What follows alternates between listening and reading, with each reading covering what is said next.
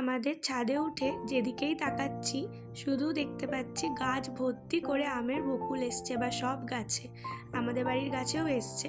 ছাদে ওঠার পর চারিদিক থেকে আমের বকুলের এত সুন্দর একটা গন্ধটা কী যে ভালো লাগে।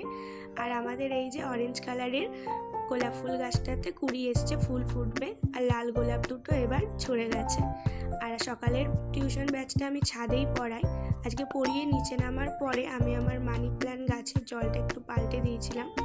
জলটা খুবই নোংরা হয়ে গেছিলো, আর গাছের পাতাগুলোও ধুলো হয়ে গেছিলো।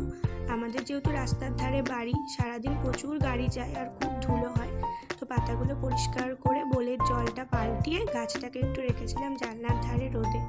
মা আজকে বেলার দিকে একটু রাঙা দাদুর বাড়ি গেছিলো বেড়াতে। মা যাওয়ার পরে আমি স্নান পুজো সেরে নিয়ে ততক্ষণে দেখছি মাও চলে এসছে। দুপুর থেকে ভিডিওটা আজকে আর কন্টিনিউ করা হয়নি, সন্ধ্যাবেলায় খেয়েছিলাম চাউমিন।